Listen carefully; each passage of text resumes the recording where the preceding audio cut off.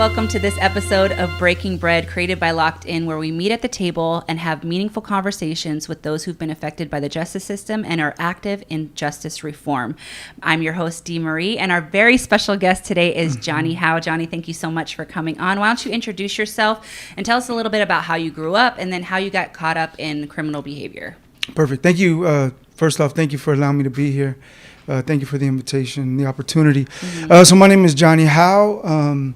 I was born in Hawthorne, California. I was raised by the California Department of Corrections.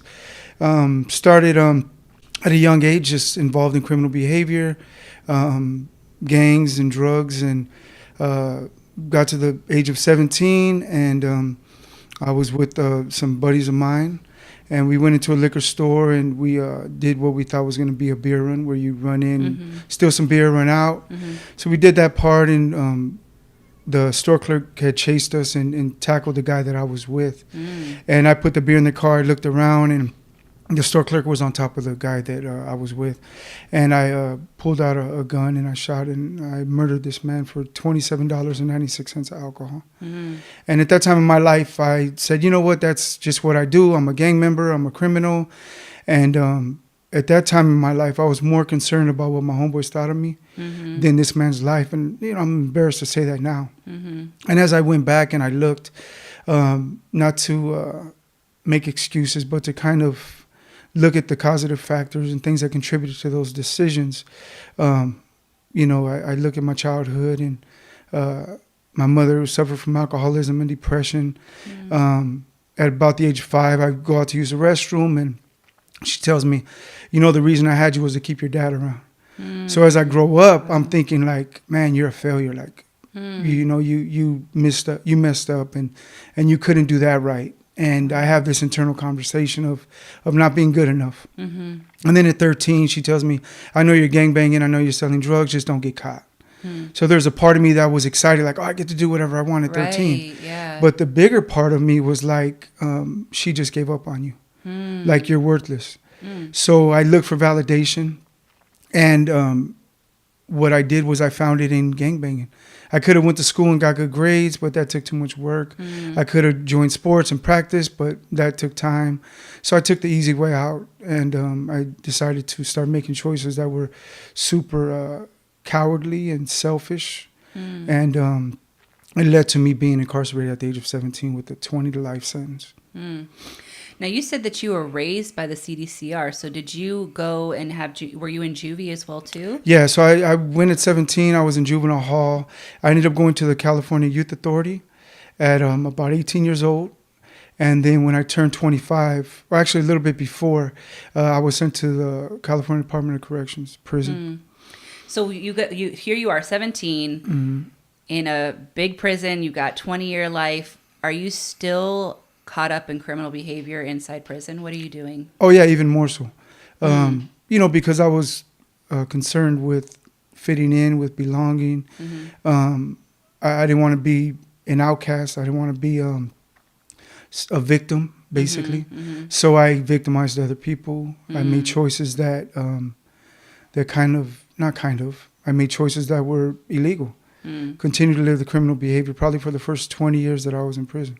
Wow. And what kind of criminal behavior was that? So I'll say things that aren't too much of a felony. No, I'm joking. So I sold drugs. I assaulted people. I had made weapons. I had weapons. I got in the county jail. I picked up assault case. I picked up a possession case. While I was in prison, I was charged a few times with different, trying to bring in a quarter pound of marijuana.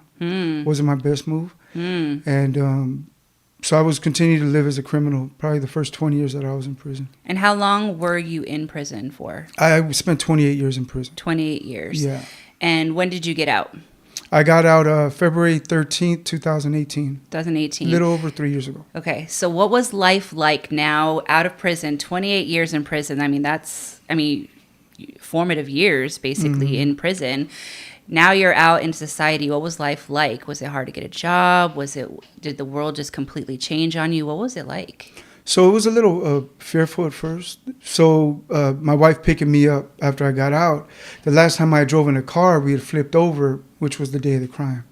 So I crawled out from under a car that was on its top, and driving was a little scary for me. Yeah. But one thing that was super helpful and that kind of contributed to me remaining calm is like understanding my internal self-talk. Like my internal conversation. And as I'm driving, I'm feeling a little anxious and nervous, and I'm asking myself these questions like, what's going on? And I remember back to that. Getting out and going to a restaurant and asking my wife, hey, can you change seats with me because I don't want nobody behind me? And after about 4 months of that, she's like, you need to get over that shit. Wow. Excuse my language. No, you know what I mean? But she was like, you need to get over that. And I started thinking about it like, man, look at you. Like, you're still allowing your past to affect your future. So I once again, I was like, okay, stop living in the past. And I think, so regarding getting a job, I think one thing that most people, that would be helpful for most of the people inside, is understanding that process starts when you're in there. Okay. So I had the amazing opportunity to work with Van, and we worked as alcohol and drug counselors in there. And I had the opportunity to get certified while I was in there. So when I got out, one of my jobs was a buddy of mine. He called me. He's like, hey, they're looking for an alcohol and drug counselor. You want to come interview? I was like, yeah. Nice. So within a month of getting out, I got that job. Within a week of getting out, there was a group that I participated in called GOGI. Stands for Getting Out by Going In. And within a week of getting out, Coach Taylor was like, hey, you want to come work in the mailroom? And I was like, yeah. So I worked 1 day a week in the mailroom. I answer letters from people in prison. I send them information to help them, address certain criminogenic issues that we all sometimes have. Sometimes still have. And, anger and insight and victim impact and just understanding, obtaining and identifying and actually using 12 tools that GOGI provide. So it's really important to do work on the inside to be able to have a better experience whenever you come out, is what you're saying. Yeah. So here you are, you've been doing criminal behavior, did it for 20 years, even in prison. What was that turning point that made you be like, okay, I don't want to do this life anymore? What was that aha moment for you? So for me, I think it was a process. I don't think it was just one thing, but it was actual. And for me, it started kind of like almost at rock bottom. So in 2010, being incarcerated for 20 years already, I go in front of the prison board, to the Board of Parole Hearings, to be found suitable, I'm hoping. And I walk out of there with the 15-year denial. And, wow. I deserved it. I earned it. I go in there and they're like, so are you triple CMS? And what that means, are you part of the mental health program? And I tell them, no, I just look like this. So that's probably not the best way to start your hearing. And so as I go in there, I'm super responsible. I turn in a relapse prevention plan, and in a relapse prevention plan, they have something called triggers. Like, what are some things that can encourage you to want to go back to using or gangs? And I turn that in as soon as I go in, and they're like, so what are your triggers? I'm like, I don't have none. And they're like, you just turned in a paper. I didn't even know what a trigger was. I just received it from somebody as I walked into the board and turned it in. So I wasn't doing the work. Yeah. So we talk about things that impacted my transformation. And one of the things is at the end of that hearing, there's a guy by the name of Arthur Anderson who was a board member. He was a retired CHP officer. And at the end of the hearing, he's like, you know what, Mr. Howe, I've been doing this for 35 years. He said, I could spot a fake and a fraud in a minute. And he said, Mr. Howe, you're a fake and a fraud. And part of me is like, don't you know who I think I am? You know what I mean? And I was upset. And then as I went back to my cell and smoked a joint and got drunk, I started thinking about what he said. And I started thinking like, man, I am a fake and a fraud. Like when I'm on the yard, I'm one person. When I'm in the day room, I'm one person. When I'm in visit, I'm in one person. When I'm in the child home, like, who am I? Right. And not only who am I, but who do you want to be? Yeah, yeah. And another thing that really contributed to my transformation was I participated in a 3-day session, a 3-day workshop. And on the first day, they said, okay, we're going to have homework for you. We want you to go home, and in 10 years, what do you want your life to look like? And I was like, I just got denied 15 years. I'm going to be in prison. They're like, no, what do you want in 10 years? So I'm like, okay, I'll do your homework assignment, but I'm going to be in prison. Yeah. So I go home and I write it down, and I'm like, I want to be an alcohol and drug counselor. I want to be married, and I want to be out of prison. So I go home and I'm like, look, I did your homework assignment, but I'm going to be in prison. And they said, well, the invitation is to start living from your future. And I didn't know what that meant. And what they explained to me was like, would somebody who wants to be an alcohol and drug counselor go sell heroin on the yard? And I was like, not a good one. And somebody who wants to get out of prison, would you go stab somebody or do something like that? And I was like, no. So the invitation was to start making decisions as an alcohol and drug counselor, as somebody who wanted to get out of prison, as somebody who wanted to be in a committed relationship.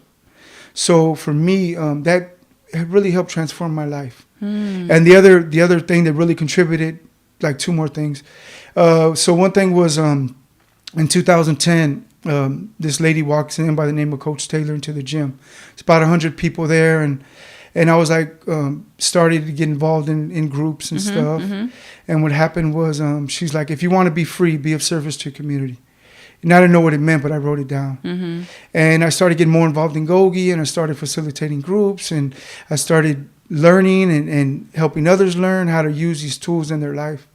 And when I would go to visit, they'd be like, hey, Mom, this is the guy that helped me get found suitable. And I was like, man, that feeling is a feeling I was searching for my whole life. Wow. Like when I was getting high and gangbanging and trying to fit in, that feeling of service, that feeling of being there for other people was the feeling that I was searching for my whole life. And I think one final thing, not final, but one thing that really had a huge impact on my transformation was a buddy of mine by the name of Steve Lomas. He was, I knew him since juvenile hall. We were in prison the whole time together. And after I go to board, he goes to board and he gets found suitable. And he's going home. And he has probably like a week till he goes home. And he's like, hey, can I talk to you? I'm like, yeah. He says, if somebody was keeping you in prison and preventing you from going home and being with your family, would you consider that person a friend or would you consider him an enemy? I'm like, that guy would be my worst enemy. And he tells me, what are you doing to yourself? And I was like, man, what am I doing? And I started looking at all the choices that I was making. Yeah. And it wasn't a fluke that I was being charged in prison for other crimes. It wasn't a fluke that I had 15 write-ups. It wasn't a fluke that I got 15 years in now. It was because of the choices that I was making. Yeah. And I started looking at that, and there was some fear of like, man, what are people going to think if I start going to groups, if I want to change? And what I come to find out is like, man, it's about time. You've been here 20 years. Go home already. Right. You know, I don't know if they're tired of me or what, but they're like, go home already. So just understanding that change is possible and really try to encourage people to want a better life. Absolutely. How did you, I mean, obviously we all face trauma. You had trauma from an early age. How have you used that trauma to be able to move forward and use that as a stepping stone in your life and what you do now as a career? So I was invited into an exercise. It's called Victim Responsible. So what that is you get to tell your story as a victim. So we're in a dyad. We're in a group of two people. Okay. And what my commitment in that moment is to convince you that I was a victim in this situation. Okay. So I tell my story, and then at the end they ask you, if you believe your partner was a victim, stand up. So it's my job to get you to stand up. So now, after that section, what I get to do is I get to tell my story in the responsible perspective. And now I have to convince you that I was responsible for what took place. I did, okay. And one thing that they tell me is like, you may have only contributed 1% to what happened, but what's your responsibility in that? And for me, what I've learned is my responsibility is what I do today. My responsibility is no longer live as a victim, no longer use that as an excuse to continue to use drugs and hurt other people and stuff like that. Yeah. So how did you get involved in drug counseling? So you say you did that while you were locked up. So what made you want to do drug and alcohol counseling? How'd you get into it? So one, like I really enjoy helping other people. Excuse me. So one thing is, it's something I know about. You know, I was in prison and I was getting high and using, heroin, speed, smoking sherm, drinking hand sanitizer, burping and farting bubbles. That's not cool in prison. So what happened was, it came to a point, there's a guy who came from another prison, and he's like, hey, look, we're looking for 10 guys who want to be alcohol and drug counselors. And I was like, man, sign me up. So what happened was we actually finished the 10 classes that were required. Okay. And they changed the law. They changed the 3 strikes law, and he paroled. Ah, okay. So he has a meeting with the lady who runs the college, and they're sitting at a Denny's, and he tells her, look, this is what we need. We need somebody to go in. We need them to certify our hours. They have to do 10,000 hours of actual practicum. And she's like, we can't do it. It's like, that's just too much.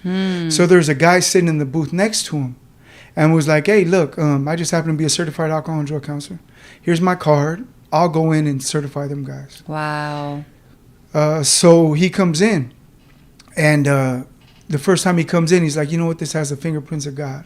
So what happened was, that's awesome. He helps us accomplish all the things that are required. Yeah. And then we finally take the test. And what happens is 10 of us take the test, and one person there is told that he didn't pass the test by the name of Wade. And I'm thinking like, man, what is this guy going through? Like the only one not to pass. So I was like, hey, you know what? Let me help you. You know, how can we pass this test? You'll take it again. So I'm sitting on the yard. And when I was told I passed the test, like I was super excited. Yeah, like, yeah. And I told myself, now you're more than just a gang member and a criminal and a drug addict. Right. So I'm sitting on the yard, and the guy who was kind of like the inside facilitator, he comes up to me. He's like, hey, can I talk to you? I'm like, yeah. He said, you know how we said it was Wade who didn't pass the test? He said it was actually you.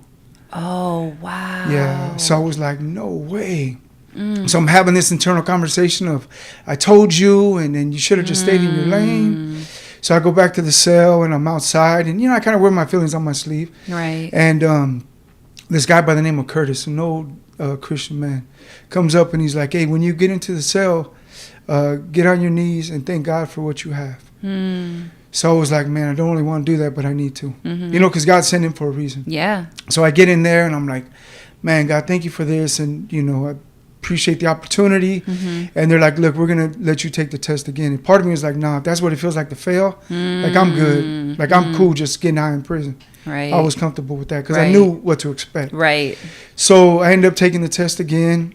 And the test was harder the second time than it was the first time. Wow. And I was like, man. So I'm in church, and the pastor says, for most people to be happy, you have to have something happening. But when it comes to joy, you can experience that from the Lord. Yes. And I started thinking about that, and I'm like, look, you don't need a piece of paper to help somebody. If you want to help somebody, help somebody. So right after that service, I was notified that I passed the test. So I was like, man, you know, it was good. Yeah. So, you know, it's not that I don't know that I'm more than just alcohol. You know, I'm an alcohol and drug counselor, but I'm also a drug addict and a criminal and a gang member. And for me, like, I remind myself, like, I'm not cured. Like, I still have work to do. Out here, there's a whole list of things that come up, and work that I still need to do. So I understand, like, I can't stop doing the work. Yeah, absolutely. You're a drug alcohol counselor. Where do you work? Where are you going into? So I work in Watts. It's like 2 blocks from the Jordan Down projects. And for me, like, I've been offered jobs, more money and full benefits, but I believe that this is where God wants me. Yeah. And it's great going into work. No 2 days are the same. And, you know, there's some people who don't get it. And I have coworkers who are like, man, am I making an impact? And my explanation to them is, like, the way I look at it is like we're like farmers, like we plant seeds. And when you plant a seed, you don't see a tree in one day. Like this plant didn't grow overnight. It takes time. And there's a story of a Chinese bamboo tree. And what happens is, for 6 months straight, you have to water this little plot of dirt every day. You have to water it for 6 months. And there's going to be people that are going to watch you and be like, what is he doing? Nothing's growing. And you got to keep watering it no matter what people say. Yeah. And you got to keep adding water every day. If you miss a day, it'll die. And what happens is, after 6 months, within a week, it grows 6 feet tall. So for us as just human beings, so true, to invest in people and not expect to see a result immediately. And knowing, why am I doing this? What's my commitment to doing this? And someone took a chance on me, and who am I not to take a chance on other people? Yeah. And unfortunately, someone may be in prison when they remember something that we say. So, we just got to keep doing the work. What are the stages that an addict goes through, and within those stages, how can a family react and be helpful in those stages? So for me, like I love stories, and for me, I think addiction begins in my mind. So there's a story of an eagle egg, right? And what happens is there's a chicken farmer and he finds this egg.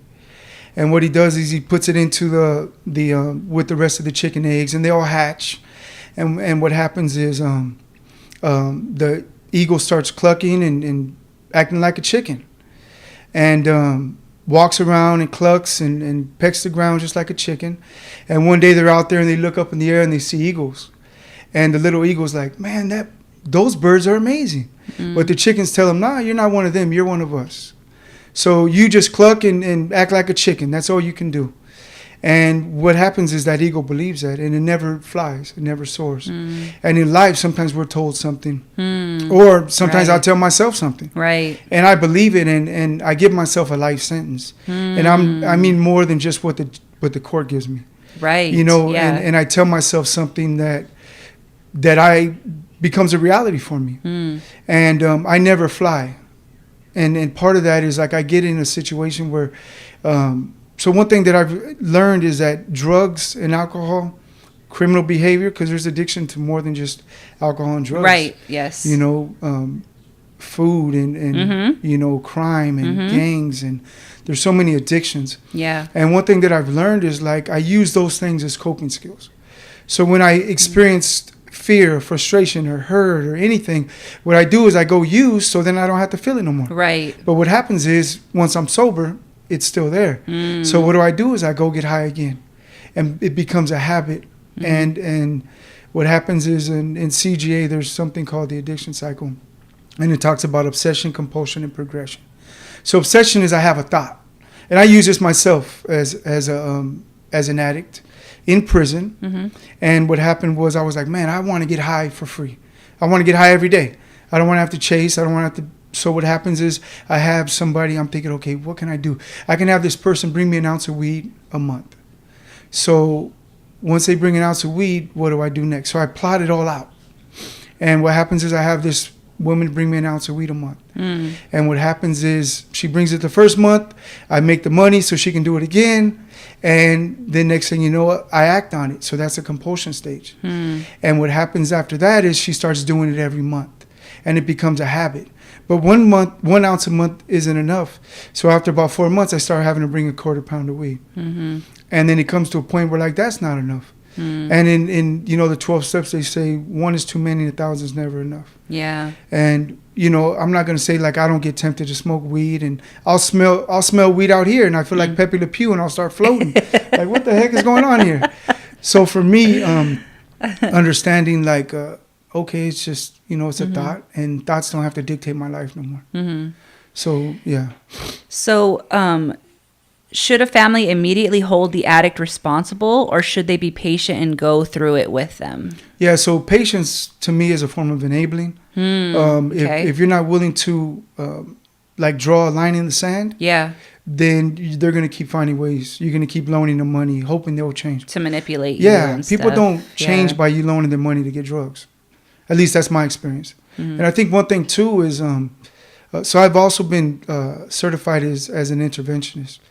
And I had the opportunity to actually do a couple interventions, and they're a little fearful because it's like, okay, what if they leave? Yeah. And I have a amazing friend of mine, and it's sad because his brother was hooked on heroin, and his family's like, what do we do?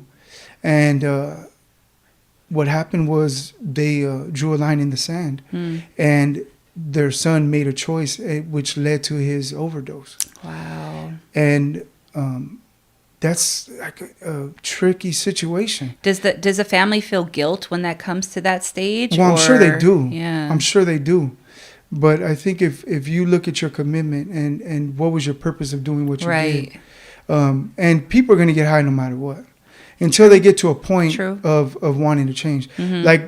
Like at my job, I wish I could change everybody there, but it doesn't work like that.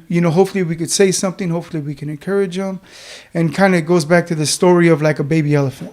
Sorry about all the stories. No, I love them. That's great. Stories. So, because I haven't had an original idea in my life. So I use stories. So what happens is there's a baby elephant. And when they're young, you could tie them to a tree trunk. Yeah. And they'll stay there. They'll try to leave. They can't. And then what happens is they'll never try again. And as they get to become an adult, huge, you tie them to that same tree trunk. And what happens is they'll stay there and they'll never try to leave. Yeah, even though they have the power to. Yeah, they have the power to rip that right out of its roots. But what happens is that mindset of learned helplessness and failure and not willing to try comes up for many people. And they never try and they stay in that place. Is drug abuse as prevalent in prisons as it is in our community? Oh, definitely. Maybe even more. I remember being on the yard when I was in my addiction, and I would look around and be like, yeah, he's using. I could probably get some heroin from him. He's using. I don't know if I think he just uses in the cell. But dang near everybody. How is that possible when prisons are obviously a more controlled environment? How is it more prevalent when it's in a controlled environment compared to the community? So you kind of have to ask yourself who controls that environment. And at that moment, so my one thing that I've learned in there, or one thing that I experienced in there, is there's an officer who's actually, I think he's still in prison right now. He would charge $500 for a Pringles can of whatever you want to put in it, and he would have you send that and the $500 to whatever he did. Wow. And he would bring it in, and now he's in prison. And I think one thing that I learned from that situation is eventually you're going to get caught. Yeah. Any kind of crime or anything that's, whether it's illegal or illegal, such as just morally illegal, you're going to eventually get caught. So why do it? How big of a role does drug addiction play in our Black and brown communities? I think it plays a big role in every community. But especially in Black, you see a liquor store on every corner in the ghetto. Right. Yeah. You see people thinking that they're going to be thousandaires by selling crack and speed and everything and eventually most people start using, and what happens is the profit that they would have been making to become a thousandaire is used in drugs. So now they're just doing it to keep themselves loaded. And like you said, there's not a whole lot of education. There's not a whole lot of help. Medi-Cal. So for instance, where I work, there's people who come in for help, and Medi-Cal covers for 4 months, sometimes at the max, sometimes less than that. Wow. And then you're willing to throw a person back out in the community. Yeah. Because you still not healed, still working on the things. And you think in 4 months that they're going to get cured. Like, yeah, it's not going to happen. Man, I've been sober for going on 12 years, and I still have issues. And if I wouldn't have the support network I do, I could have been back in prison. As a matter of fact, I have a friend of mine who's been out over a year. And what happened was he met this girl in a grocery store, talked to her for 3 times on the phone, and ended up in a hotel room with her. And when they get in the hotel room together, she's like, hey, excuse my language, but she's like, sex is so much better on methamphetamine. And he's like, well, I'm not going to pay for it. She's like, no problem, I already got it. Oh. So they do lines together. The next day his parole officer comes to his house and tests him, and he tests dirty for meth. Yeah. So now he's waiting to see if he's going to be sent to prison or what they're going to do with them. Because you're more concerned with what somebody thinks about you. Yeah. And that's why I think like addiction goes so much more deeper than I just want to get high. Yeah, yeah. It goes to some trauma, I believe. Some instances in our life where like I still want to prove myself. Right. Like I still care what this person thinks. So if I don't get high, they may not think I'm good enough, or they may not want to be with me, or you know what I mean? And to address those insecurities in our life, those fears, those misconceptions, those lies that we tell ourselves. And if someone doesn't want to be with you because you don't want to do meth with them, like beat it. Yeah, bye. Yeah, deuces. You know what I mean? So yeah. How do you start healing that trauma? So there's a few ways. So one is, one way that's really helped me out a lot was learning the 12 tools of Gogi. Learning that there's other ways that I can cope with stuff besides using drugs. Knowing that I'm the boss of my brain. So knowing that the choices that I'm about to make are up to me. So in Gogi, there's something called 5-second light switch, which is one of the tools. So I'll share it with you really quick. Yeah. So what you do is you put your hand out and you identify the 5 things that matter the most to you. Okay. So for me, my relationship with my wife and my family, my relationship with God, my sobriety, being of service to other people. And you may not be able to tell by looking at me, but I like to eat. So I see like a waffle sandwich from Carl's Jr. I'm like, I need that. Yeah. So those are the 5 things. So can you, do you have anything that you may be addicted to or besides Van? So the 5 things that are meaningful to me? Yeah, meaningful to you. So God, family, relationship, friends, and service. Okay. So if you leave your things. hand out, right? Yeah. If I offer you whatever your addiction, drug of choice, someone offers me a syringe or a beer, what do I have to do in order to get it with that hand? I have to open it. And I'm letting go of the 5 things that I say matter the most to me. Okay. So every day I wake up, I'm like, okay, what matters most to you? And since I started that, getting high or drunk or committing a crime wasn't on the list. At least not today, it's not. And so for me, I remind myself like what's important, and I stay committed to what's important to me. And for those men that are in prison every day, getting out of prison should be one of the things that matter the most to you. What role does a concerned family member play in the addiction? There's a thin line between holding someone accountable and enabling. Where do they fit on these stages of addiction to where they're helping and not hindering? So I think the first thing is having the conversation, which can be really tough at times because most addicts don't think they have a problem. Yeah. Lost everything and ain't showered in 3 days and still think I don't have a problem. So the first thing is one is having the conversation with them. 2 is holding them accountable. If you're getting high and you're bringing drugs in my home, like I'm not going to allow that. If you need help, and whether it's going to 12-step meetings, whether it's being enrolled in an outpatient program, whether it's even being enrolled in a residential program, holding them accountable to getting help. And even if you have to invite other people in the family who have witnessed and have that conversation, which is super tough. It's not easy at times. It's not easy just to have a conversation with like, okay, we're going to talk about your addiction and this is how it's affecting us. And most people don't think they're affecting other people. And that's one of the things that's really important is like once you start realizing how selfish and inconsiderate you're being, you know, your kids, like having a person's kids tell them like, this is how your addiction's affecting me. Because a lot of times we can justify it as addicts. It's not hurting my kids. I'm still there for them. And kids are smart. They know when you're high. Yeah. You had a sister who used heroin and her daughter and son would be outside the door knocking while she's slamming heroin in the bathroom. Mom, what are you doing in there? They know. Wow. That's the same thing with us. Like stop fooling ourselves. And I think that's one of the things too is like, man, we can have an amazing life out here. Yeah. Like you can have an amazing life, but if you get high or drink or you know have situations where you're committing crimes or even just not faithful to your spouse, all those bring negative consequences. Right. You know what I mean? Right. So if you're gonna live that way, it's gonna have negative consequences. And I live life. So my mother passed away in '92. And I live life as if she's watching. I live life as if there's a camera on me. And would I do this in front of my wife, in front of my kids, my grandkids, my in-laws, my sister? Yeah. Like, would I make this choice if they're right here? And there was a time when in prison, you know, like we talked about addiction in prison, I went to the bathroom and there's all these laundry carts. I'm like, what the heck is going on here? And I move them and there's a buddy of mine slamming heroin. Oh, wow. And I'm like, what would you do if your mom was standing right here? He's like, man, you're messing up my high. I'm like, well, someone needs to. Right. And there's another friend of ours who was using daily. And what happened was he would tell his mom that we didn't have visits because his arms were so full of tracks. And I was like, man, it's crazy when you come to a point in life where getting high is more important than your family. Yeah.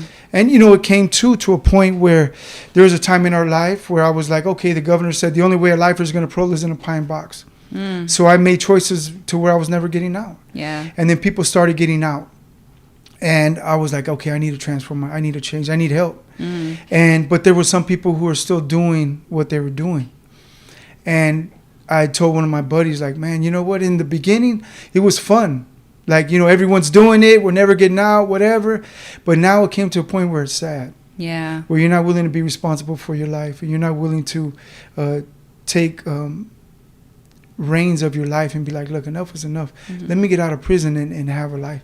And I understand it's scary. There's still times when I'm scared out here. Yeah. You know, and bills are coming and I'm like, yeah. Oh, man. True. But at the time, like, you have to learn to budget. Like, I don't need a Dodger jersey every game I go to. Right. Especially when I watch one on TV. Like, I need a new Dodger jersey. No, you don't. Yeah. So learn to budget. Learn to sacrifice a little bit. And I'll eat a top ramen or peanut butter and jelly and be like, okay.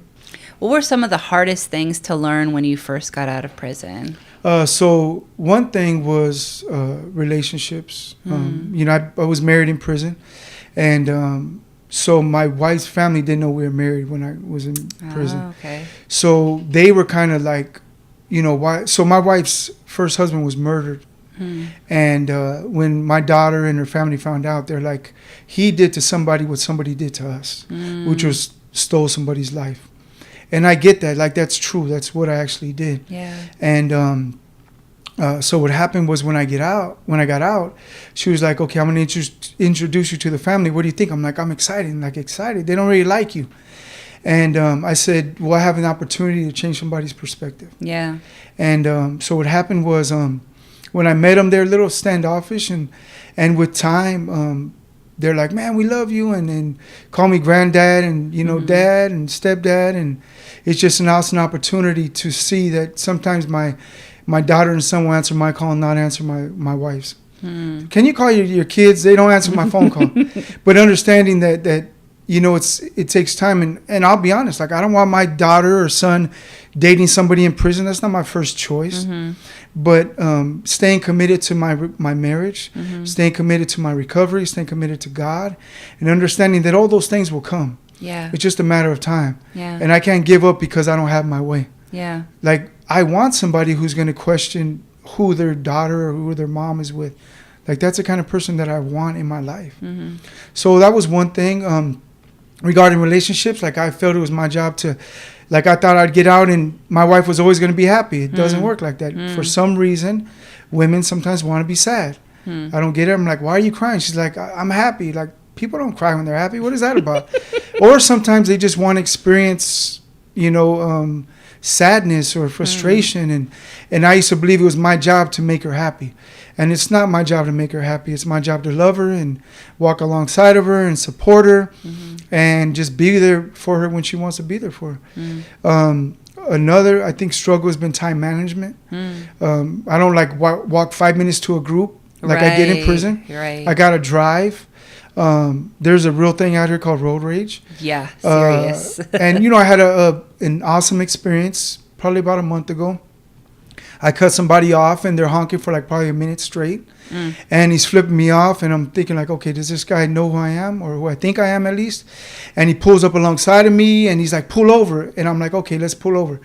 So not making my best choice, I pulled over and I thank God that he kept going because I seen yesterday on the news, like 3 people were shot. And, wow. And I need to put that pride to the side and understanding out here, people don't care how much time you did in prison. They don't care what your CDC number is. They don't care where you paroled from. Out here, people don't take anger management classes for 5 years. Right. That's and true. they don't have some of the skills that I've adopted. Right. And my ego, like, I need to put that to the side. And what's more important, trying to prove to this guy who I think I am or being there for my wife and my kids and my grandkids. So that's one of the things that I come up with, that I come up against and work that I still need to work on. I'm not cured and I know God allows me opportunities to see things in my life that I need to work on. I know if you're walking down the street and the sun's hitting you, you have a shadow behind you and you never see it. So God, I believe, provides me these opportunities to look at my life. I'm like, here's a blind spot. Here's somewhere you need to work. So, you know, I thank God for that. Yeah, absolutely. So tell me a little bit about GOGI. So what does it stand for and what is the work that you do? So GOGI stands for Getting Out by Going In. It's a nonprofit that's Coach Taylor began working with people in the federal prison. And she started these 12 tools, and what it does is it provides you 12 tools to make better decisions. So they have a tool like what if, and the way I use it is before I make a decision, I think, okay, what if? What if I pull over my car and get out and approach this guy, or what if I just keep driving and ignore him? I didn't use that in the moment, but I could have. And it gives me opportunities to look at my life. Like belly breathing is one tool that I have wherever I'm at. When I'm feeling anxious or fearful or angry, I have an opportunity to start breathing and calm myself down. Give myself some space to make a better choice. Right. And so what happened is I work in the mailroom, and I answer letters from people in prison. And they write and they request information, and we offer 2 free courses. One is called My Life Story, where they're given a handout to write down their life story, and there's an outline of exactly what they need to do. And for me, one of the most helpful things is being able to tell my own story. Most people now are going to the board, and you don't want to go in there and have them tell your story for you. You want to be able to go in there and know your life and tell your stories and identify moments in your life that contributed to the choices that you made. And then after you complete that course, you send it in, it's reviewed, and then I send you a free book and another free course. And then after that, you're given the opportunity to purchase different courses. And on their website, they offer all these different courses. And I also had the opportunity to go into prison. So I visited Ironwood, I visited Chuckawalla, I've actually been into Pelican Bay. Wow. And it was interesting because I went into Pelican Bay, and it's count time, so everyone's locked up, and we're going building to building, and I'm actually walking the yard, and we're handing out books, and I'm like, man, I never thought I'd say this, but I actually missed something from prison. And besides the peanut butter and jelly sandwiches, it was like the relationships that I had with other people. Because in prison, you walk the yard for 3, 4, 5 hours. Out here, there's no walk in the yard. Right. There's jobs. I work 2, 3 jobs at times. I have to make time for my relationship with my wife. I don't have to. I get to. Right. Make time with my wife, with the grandbabies, my kids, working, and just given the opportunity to continue to give back. So those are some of the situations that I experienced with Gogi. With Gogi. That's awesome. What amazing work that you guys do. Thank you. And to go back in, you know, you've waited 28 years to get out, and here you are, you're going back in 3 years later, and how that is impactful. Before COVID, I was actually getting ready to go back into CTF. We're going to do a victim impact class. And it was interesting because I offer the perspective of a person who actually murdered somebody, and my wife offers the perspective of actually having someone murdered. And many people don't get the opportunity to see that perspective. They don't get to see the impact that they've had on other people. And it wasn't until I participated in a victim impact class where a lady by the name of Amalia, she comes in and she does a role play. And what she does is she identifies, okay, who wants to play this role? And she brings people up. A 17-year-old kid who murders another kid in school. And the person's parents, the person's best friend, the person's neighbors, all these different people who are affected. And when I left there, I was like, man, I actually affected a lot more people than I thought. So I called my sister that day, and I was like, hey, sis, can I talk to you? She's like, yeah. I was like, I want to apologize. Like, I don't know how I affected you, but I know that I did, and I want to apologize. And it was 20 years later, and she started crying. And she was like, you know what? I never thought you were going to apologize. Wow. And I said, I apologize because I didn't know I had to. Like, I didn't know I had anything to apologize for. I didn't even consider that. And there's a friend of ours who went in front of this, like a pre-board. And what they said was like, so what are you here for? He wasn't there for murder. He was there for selling drugs. And he was like, do you go to NA or AA? He's like, no, I'm not a drug addict. He's like, you need to go there so you can see the way you've affected other people's lives. And he says, what I want to offer you to do, and this is something that I want to offer the men in there, is there's something called victim impact letters. So what I did was I got a composition book.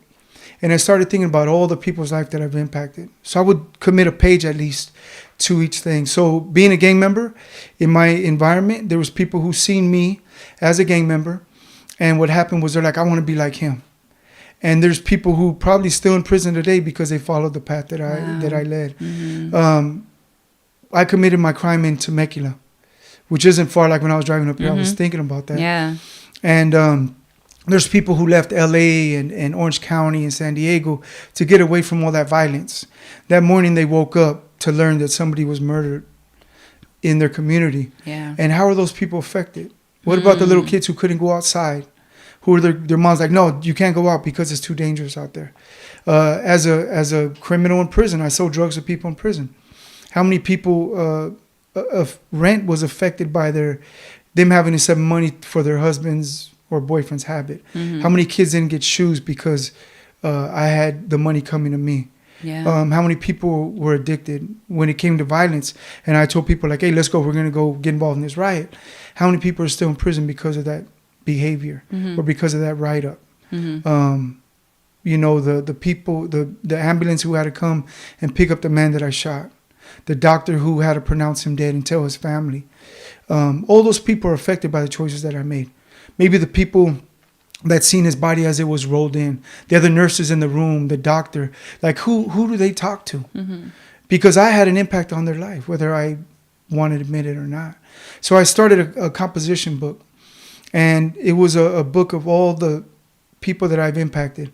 And so my cell in Soledad was a cell where I could see the visitors come in and out. And I seen this lady and two daughters coming back and they were crying. And I was like, I wonder why they're crying. Come to find out, the man who murdered her husband and the two ladies' father was found suitable. And I didn't think about the impact that it has on them. This guy is happy because he finally gets another opportunity.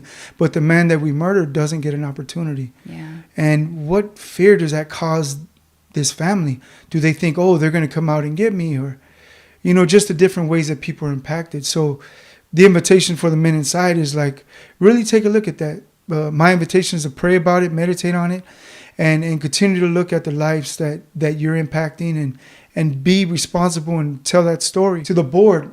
As far as the impact that you're having, you know, they talk about a ripple effect. And if you look at a pond and you throw a rock and you see how it ripples out. Yeah. And it's the same thing by each choice that we make, whether it's good or bad. Yeah, absolutely. Well, we can't just sit here at the table and not share a meal together. So this is an early morning podcast. So I asked Johnny what he wanted to eat for breakfast. And he's like, steak and eggs. So I'm going to go grab that really quick and we're going to eat some breakfast.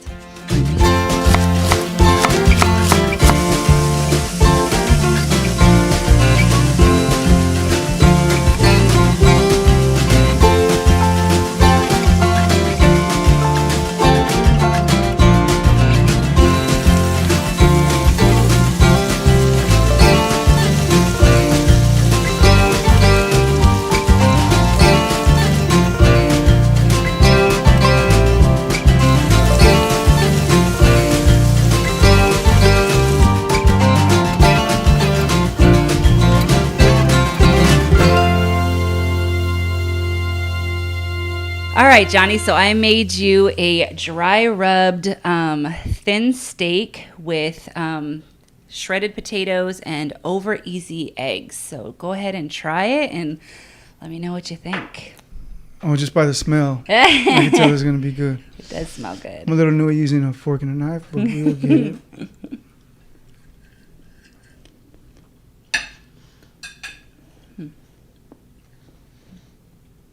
Yeah, you can move the mic away from you. That is amazing. Good? Awesome. You have a second job as a cook. You heard it here, folks. No.